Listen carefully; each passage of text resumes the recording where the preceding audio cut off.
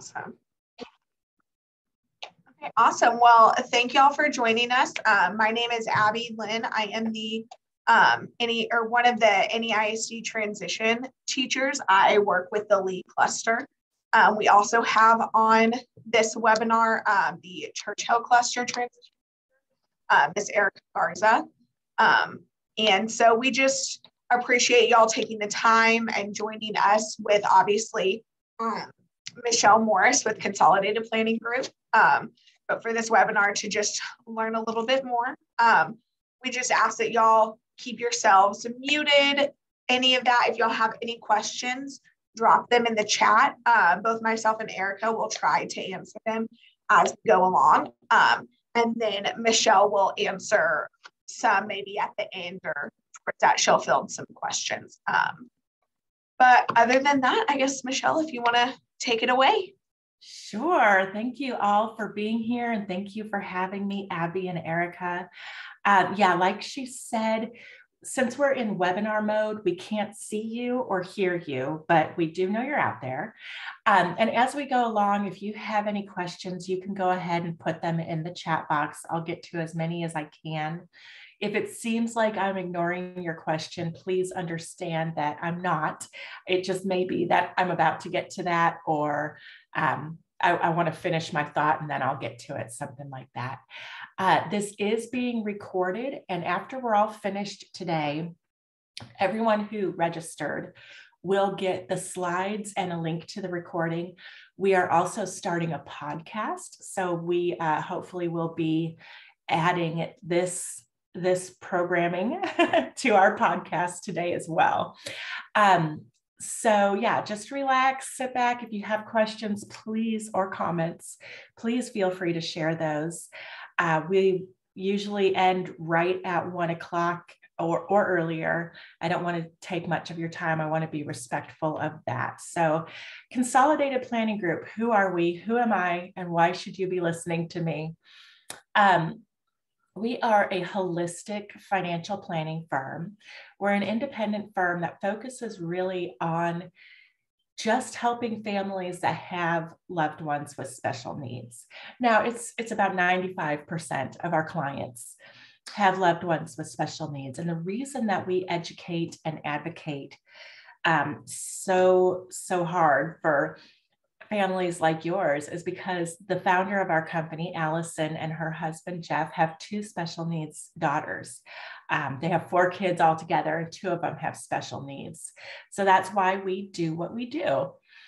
Some of the things that you might want to have, you might need that we do: protection plans for your family, lifetime care. We talk about care cost estimates. You know, once you are gone, who is going to take care of your child and how much is that going to cost? We do a lot of work with transition planning, helping with that. And we'll talk a little bit about that today. ABLE accounts. And of course, like I said, advocating and educating, because it really shouldn't be as complicated as it is. And we're here to try and help make the chaos into simplicity. So today we're going to be talking about college planning for special needs families. Allison had another commitment, so she couldn't be here today, but I am Michelle Morris. There will be a slide at the end with all of our contact information, so that will come along as well. We do webinars 2, 3, sometimes 4 times a week, and we always record them and put them on our YouTube channel. So if you're interested in more topics like this, you can check our YouTube channel. Just go to YouTube and look up Consolidated Planning Group, and you'll find us there.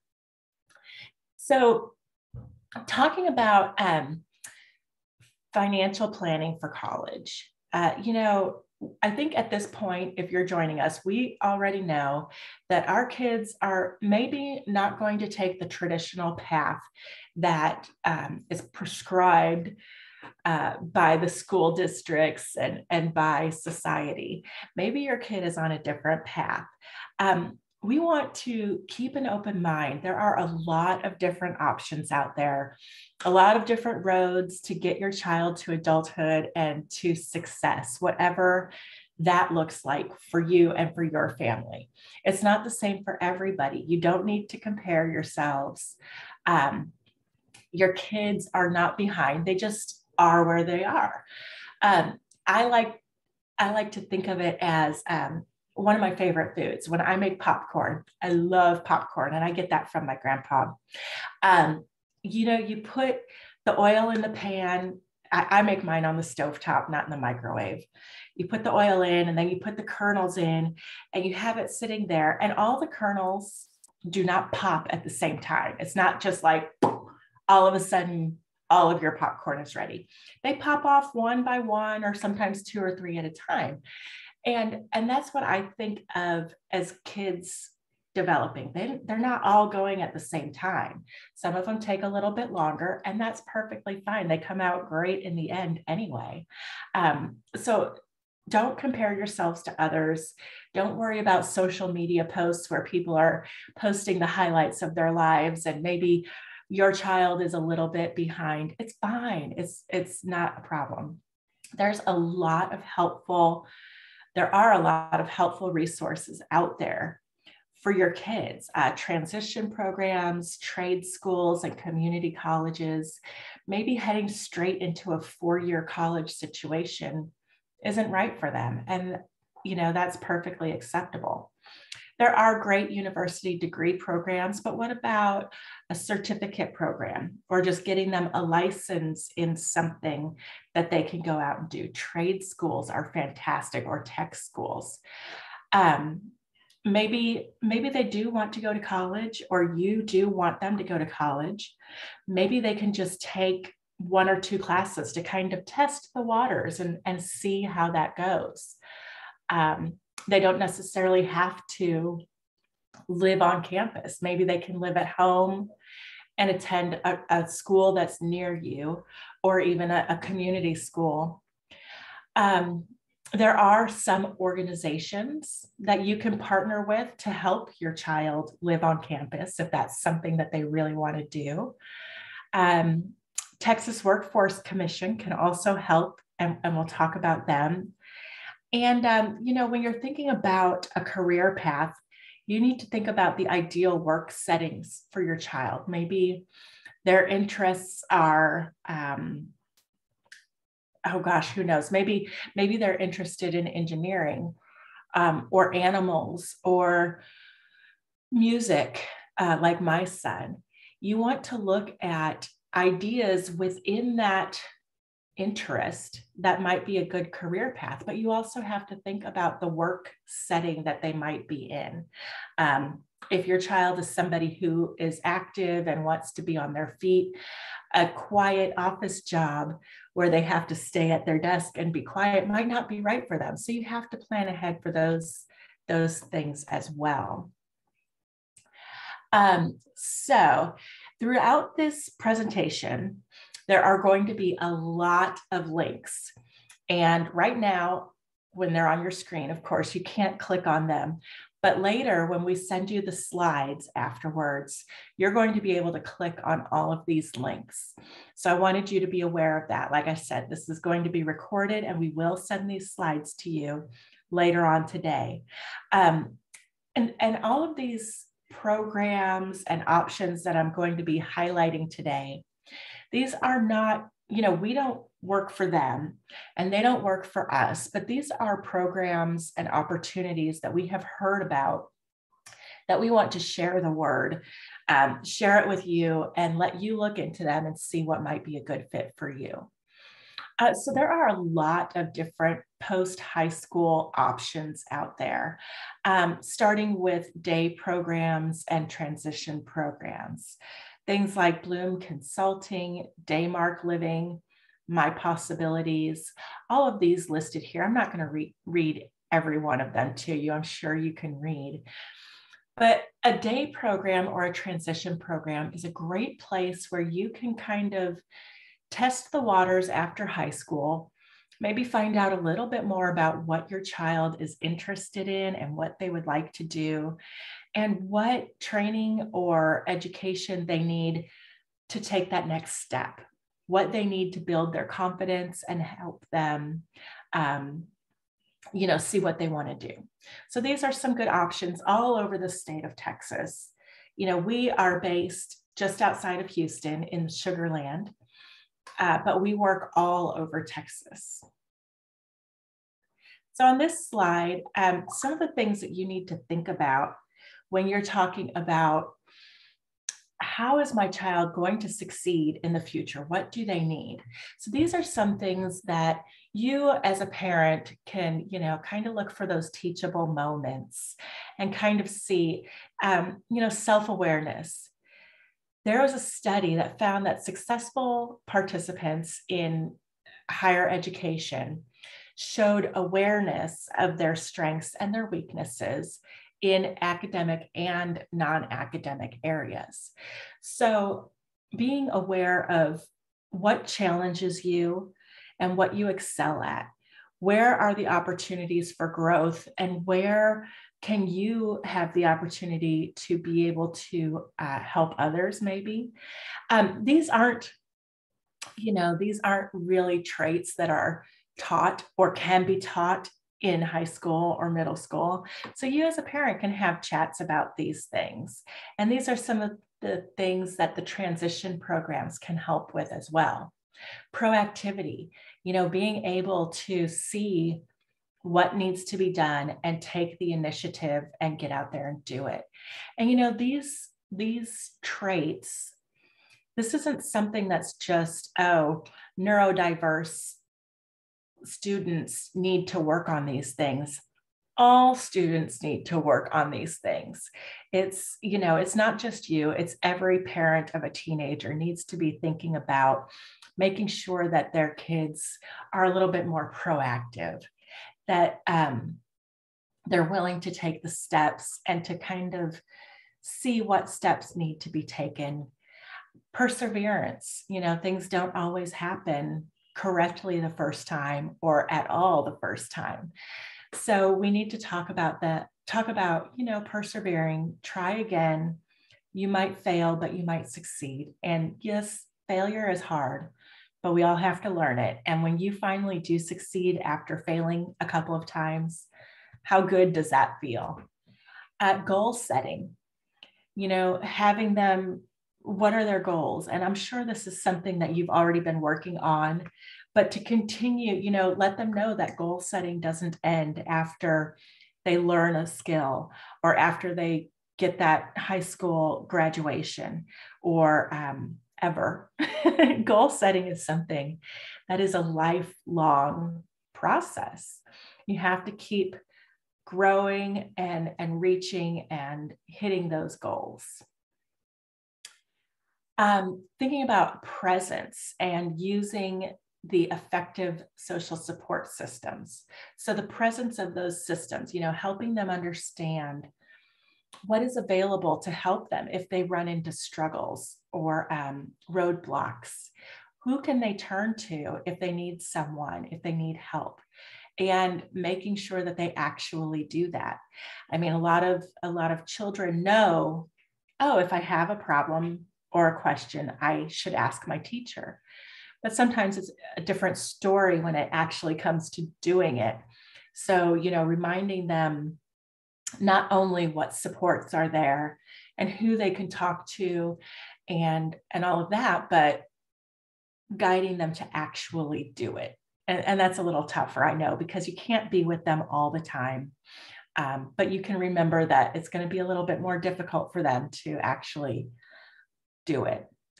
And then some coping strategies for the emotions that they're going to be going through as they transition out of high school. You're moving away from something that something that is familiar to you, to something brand new. And that is hard for anybody.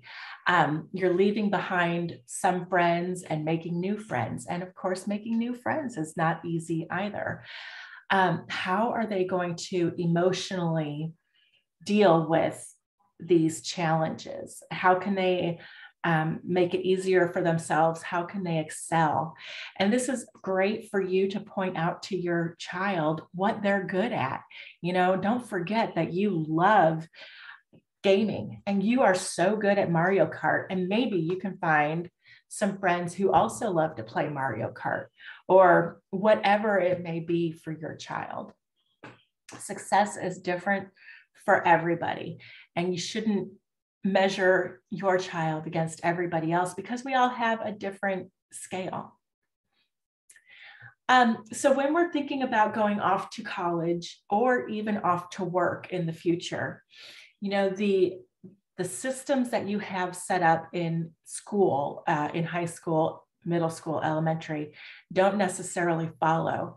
There aren't necessarily the same guidances and programs that you have at the high school level. So you need to really think about where your child is thinking of going. What does their Office of Disability look like? They're going to have an Office of Disability, but not all of them are created equal. Some offices of disability are robust and they've got a great program and they're tuned into the students and they know what they're doing. And some offices of disability might have 2 or 3 people, and that's the office, and they don't really do much. So you need to kind of try and figure that out ahead of time. Do your research, figure out what they have going on at the school that you're considering.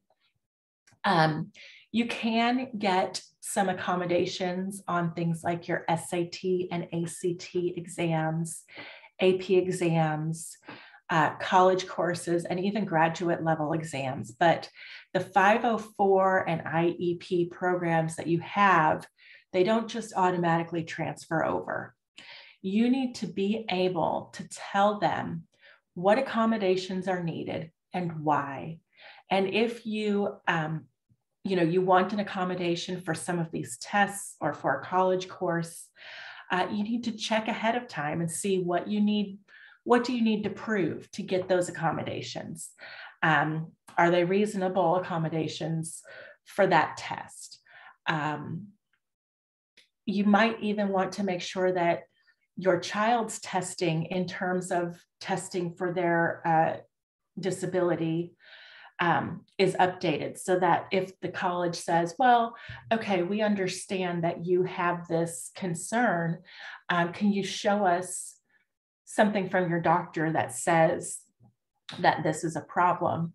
And if it's 10 years old, they might need it to be updated before they really take that into consideration. So you might want to get those tests updated in terms of what your child's diagnoses are, so that when you present that to the school, it's within 3 to 5 years at least. So like I said, determine what is necessary, check those requirements early and be prepared, and that your 504s and IEPs don't automatically transfer to college. Now, when it comes to work and when your child goes off to the workplace, reasonable accommodations are required as long as it doesn't pose a hardship, an extreme hardship, or I have the word covered up with my chat box and I can't think of it, undue hardship to the business that they're working for or the company that they're working for. You can check websites like the Department of Labor or the Job Accommodation Network to find out more about what workplaces really need to do to accommodate people, what the law is. Now, one thing I want to talk to you about here is a power of attorney. So when your child goes off to college or to work, after they're 18, basically, whether they go to college or go to work or sit on the couch, they are adults. And this happens literally overnight by law. They become an adult, even though, in my heart, my 21-year-old is still my little baby. The law doesn't see it that way. So since my son is off to college in Chicago, I made him sign a power of attorney. Now, he does not have any disability. He is neurotypical. He's maybe ADHD, but we hadn't had that diagnosed. But anyway, whether they're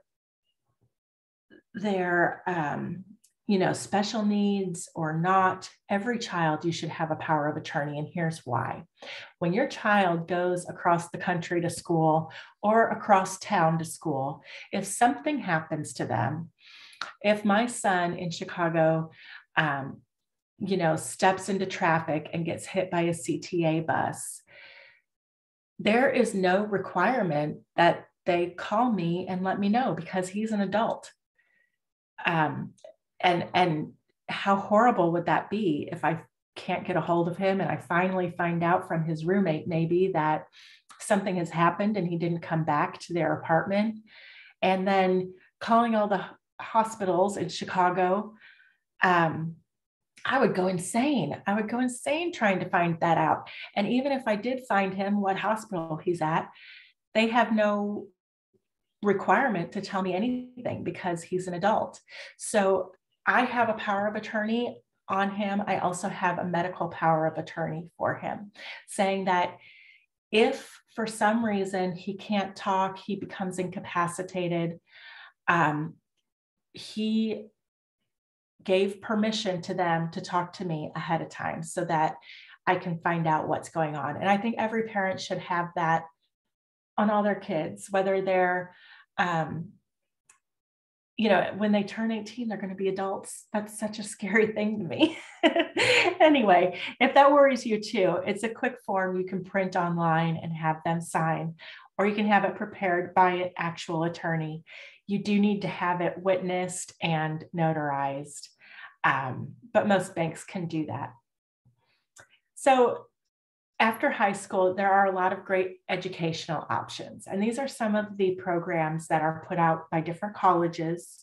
Again, we don't work for them. They don't work for us. This is things like STEPS at Austin Community College, the VAST Academy at HCC, Aggie Achieve or the PATHS program at Texas A&M, E4 Texas at UT Austin. There's some great programs out there that the colleges have put together to help their students succeed. So check out these things, the Non-Periel Institute. I also heard that Texas State that's in San Marcos? They are starting a program as well that is supposed to be very similar to Aggie Achieve at Texas A&M. So there's a lot of opportunities out there. Like I said, you just have to do a little bit of research ahead of time to find out about all of these. There is the Texas Success Initiative Assessment. You might have heard of the TSIA. What is that? Well, it's a quick, well, not so quick, I guess, but it's a test that is designed to help see if your child is ready for college. It looks at reading, writing, math, and to see if they're ready to take on that coursework. So if you're interested in that assessment, there's a link there to it. And you can check into that assessment for your students as well. If you're unsure, we want them to go to college, they want to go to college, but are they ready academically? This will help you figure that out. There's even out-of-state options that are great options out there for you. And you should check ThinkCollegenet. Again, this will be clickable when we send you the slides, but ThinkCollegenet has just a huge database of all the universities that offer post-secondary education programs for students with an intellectual disability. You can look at the state, the length of the program, what kind of school it is, if there are options for living on campus or not. And it's a fantastic website that lists all these schools. So definitely check out thinkcollege.net. Another great resource for you, and we're just kind of going through some good resources and things for you to think about. Jody Glau, she is an independent educational consultant. We've had some webinars with her in the past and had some of our clients who have worked with her. But she specializes in working with clients, with students who have learning challenges and help them find a great fit in a post-secondary educational space. So she can help you choose which college is going to be the best for your child. All of her contact information is here. Like I said, you'll get these slides, so you'll be able to reach out to her personally. CLE, the College Living Experience. This is a great program, and you can find out what schools participate in CLE, the College Living Experience, on that website that I just told you about, Think College. So the CLE, College Living Experience, they help guide and instruct your child on academics and career development, living skills, social development. So they're kind of like a coach helping them navigate college and living away from home. So this is a good program. If your student really wants to go away somewhere, they can help ease that transition a little bit for you and for your child. Here's the contact information for CLE, experiencecle.com. They have a phone number. You can even do a virtual open house with them. And the email address is there for you as well. We still don't have any questions or comments in the chat. I must be explaining things very well. I used to be a teacher, so I'm good at talking and explaining things. But if you have questions, please let me know. Bloom Consulting, they have a program called Campus Connections, and it is expensive. It's $1,000 a month, private pay. Now, VR, which is vocational rehab through the Texas Workforce Commission, might be able to help sponsor your child with Bloom Consulting. We're going to get to them as a resource in a second, but this is a program, their Campus Connection program, where they can help support your students with all different kinds of dynamics as they go through, as they move into college. And it can be in person or virtual, depending on the location. They use a wraparound planning process and the Berkman method to build a support team, which will help your student. There's a connections coach. They provide mentoring, guidance, navigational support. Again, another coaching system where they kind of help your student make that transition from living at home to living on campus, or high school classes versus college classes. This really empowers the students to problem solve their concerns, to think for themselves a little bit more, to advocate for themselves more effectively, and be able to stand up and tell someone that they need something and seek the guidance and the help that they need. Again, their contact information is here, Bloom Consulting. Workforce solutions. I brought this up a second ago, but let's get deeper into workforce solutions. So they provide training and education scholarships and support for students, especially in high skill and high growth occupations. They want your kid to get out there and really get a great job in the future. They offer training, they offer testing to help find out what impediments to employment your child faces and help train for those impediments or reduce them by working with the employer.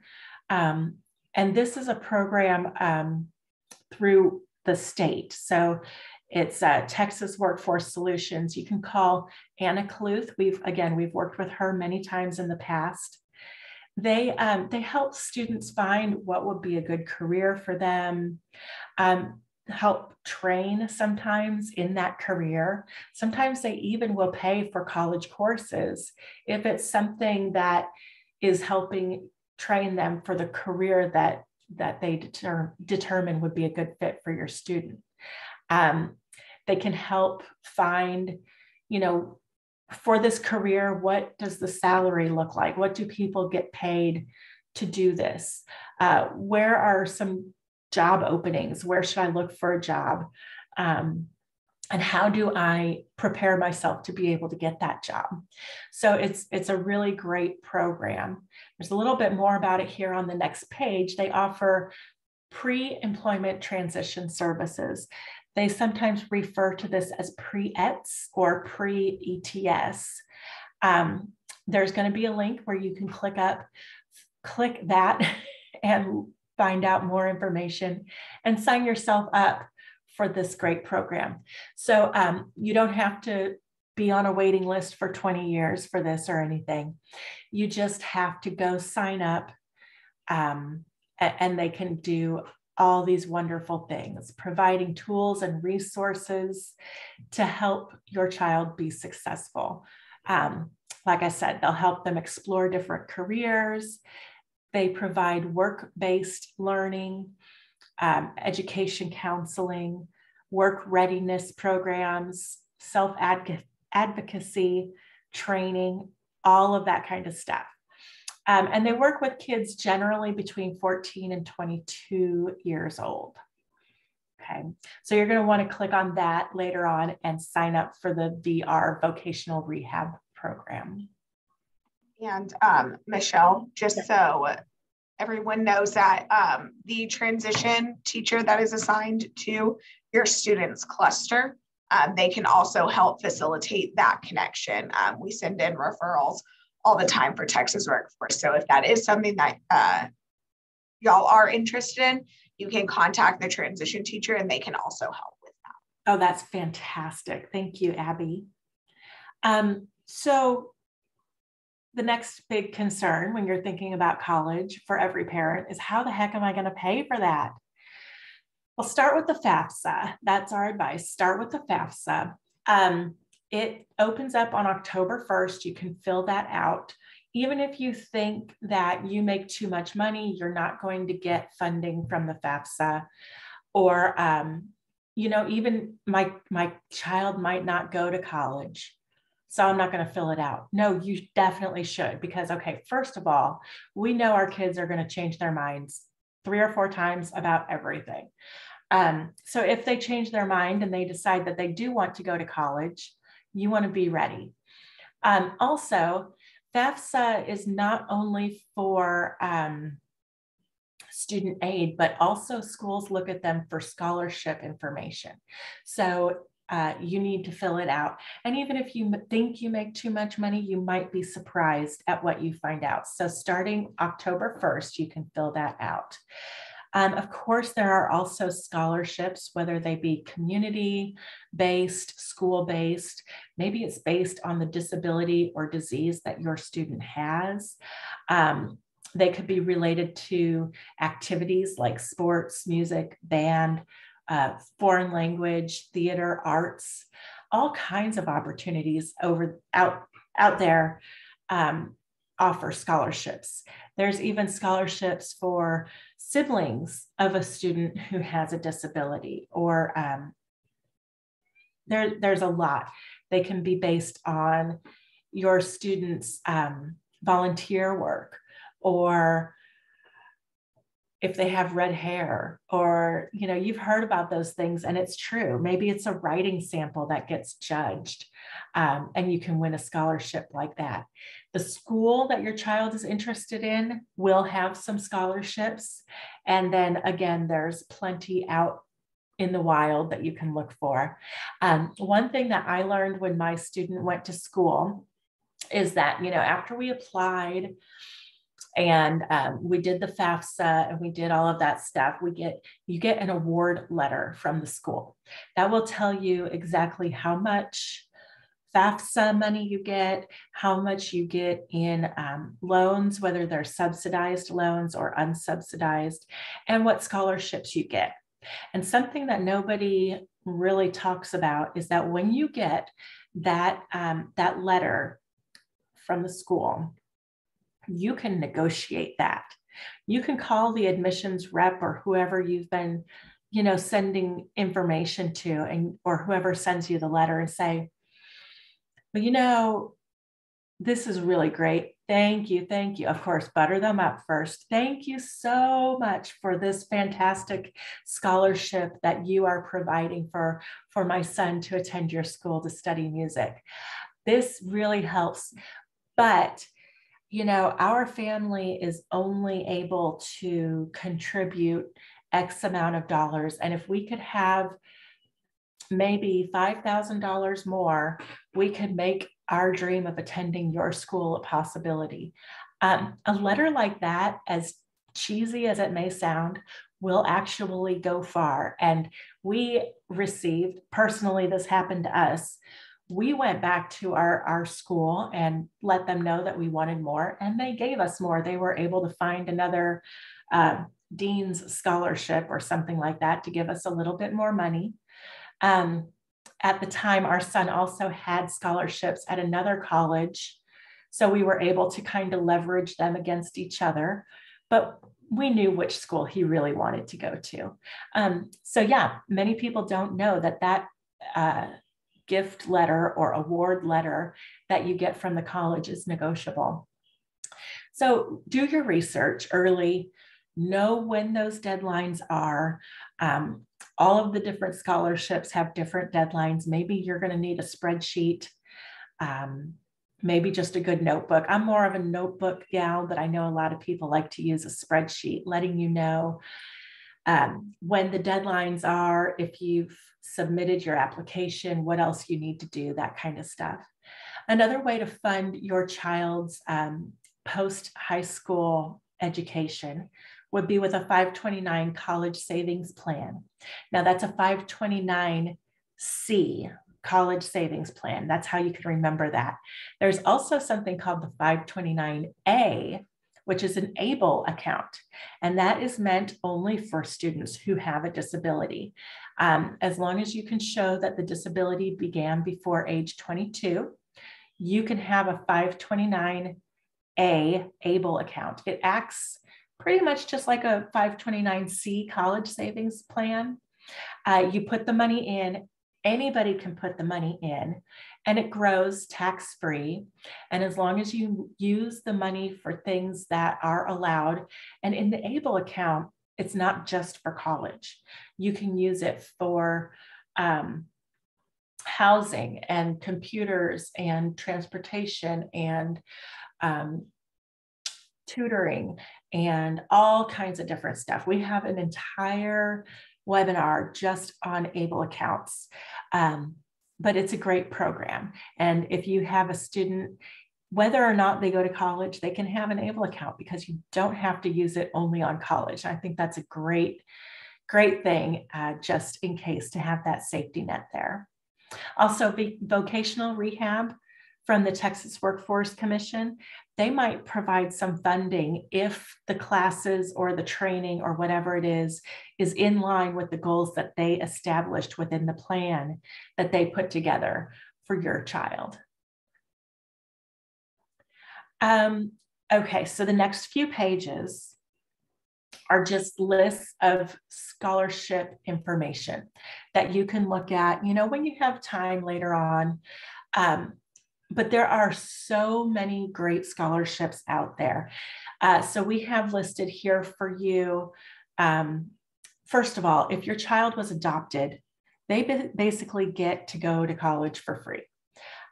So how you find out more about that is to go to the DFPS website, the Department for Family and Protective Services, and find out about that. Then there's a ton of scholarship searches listed here for you, where they kind of aggregate all the information and put it together in a database. The Terry Scholarship. This is a scholarship that is offered in all of 11 Texas public universities. They're listed here. You can apply for the Terry Scholarship and get a full ride to college. And we're talking room and board. You have to pay nothing. They are looking for leadership, volunteerism, a good scholastic record and ability and financial need. They go through an interview process with the board of directors and some alumni. And really, by showing that they have served the community and have a well-rounded personality, is how you get ahead with this scholarship. So the students receive ongoing support through the Terry Foundation, alumni networking, of course, after school, and service opportunities. The owner of our company, Allison, you might know Allison Schaberg already. Her daughter got one of these scholarships, and you can apply for it at all 11 schools. I mean, send in the same application. I would just send it to all 11 schools. She got it at one of the schools, and then you can transfer to another one of the schools who get who use this scholarship program if you would like. So I see here, are there exclusive sites about scholarships just for special needs students? I don't think so. There are some scholarships that we're going to, well, for example, the one here for adopted children. The Terry Scholarship is a great option. But here, well, yes, there are. Sorry, next page. There you go. Autism, Living with Autism scholarships. There's a deaf and hard of hearing scholarship, an epilepsy scholarship, law and public policy, cystic fibrosis. So yes, there are scholarships based on everything. So if you put in whatever your child's diagnosis is, I bet you can find a scholarship for that. Even some of the disabilities that are very, very rare diagnoses, you just look those up and see if there's something out there for you. Can I get a special needs attorney to help me with this as well? You don't need a special needs attorney to help you look for college scholarships. That would be cost prohibitive. They probably don't do that. Also, yes, use your school counselors. That's what they are there for. That's part of their job. Is there a disability office in any college that you think did a really good job? And if so, which ones? I'll leave that up to the group if any of you know of any. I personally don't. Allison might know of some, but it's really important that the college is the best fit for your family. You know, just because Allison liked the disability office at one school doesn't mean that that would even be the right school for your family. So you need to take more into consideration than we could possibly do for you. So again, all of these links will be clickable when you get this slide later on. There's a hemophilia, MS Society, childhood cancer, asthma, diabetes, learning disabilities, cognitive disabilities, scholarships, physical disabilities, if you have a student in a wheelchair or an amputee or anything like that, a knee walker scholarship, schizophrenia, Lilly reintegration scholarship. So many options. Options for visually impaired students, the Blind Veterans Association, the National Federation of the Blind. If there is an organization for whatever your child has been diagnosed with, I would definitely check with them. And then there's Disabled Person Inc. They have a scholarship search. Epic Wheels disability-based scholarship. The Google Lyme scholarship. Have you guys heard of the duct tape scholarship? There's one where if your student makes a prom outfit, literally an outfit to wear to prom made out of duct tape, they can win a large scholarship from whoever it is that makes duct tape. And then there's some good books that you might want to consider if you're not sure, what school should I consider for my child? Colleges That Change Lives is a good book to consider. It talks about smaller private schools that really can change your life. My son, that's another thing that many people don't know, is that sometimes people say, oh, we cannot afford a private college, period. There's no way that's going to happen. So just look at the state schools. Well, that's not necessarily true, because once you get that award letter and you see the scholarships that they're willing to give you, sometimes the scholarships that they offer at a private school are going to knock the price down so much that it's going to be equal to a state school.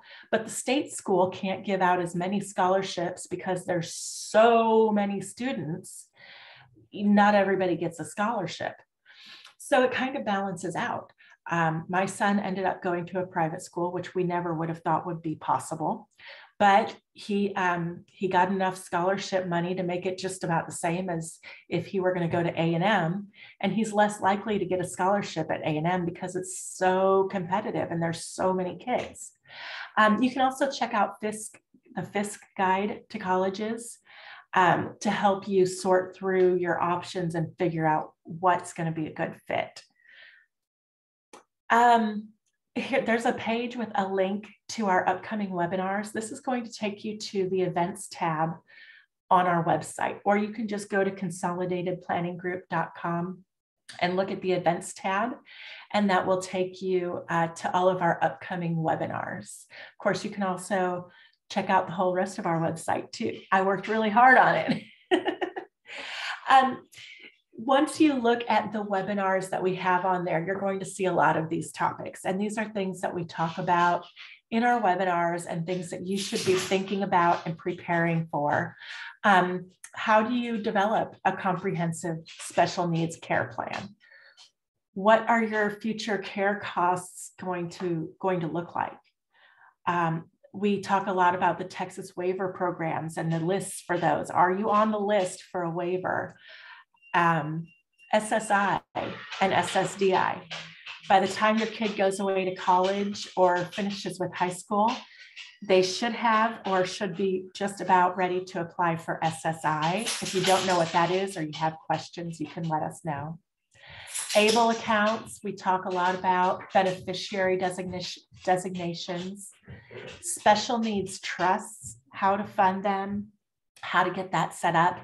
And one thing that you need to know, just a quick aside here about a special needs trust, is that if child support is a thing in your life that you're dealing with, and the child support is going to go beyond age 18, it needs to be redirected to a first party special needs trust for your child. Otherwise, it will count as income and they could lose their SSI benefits.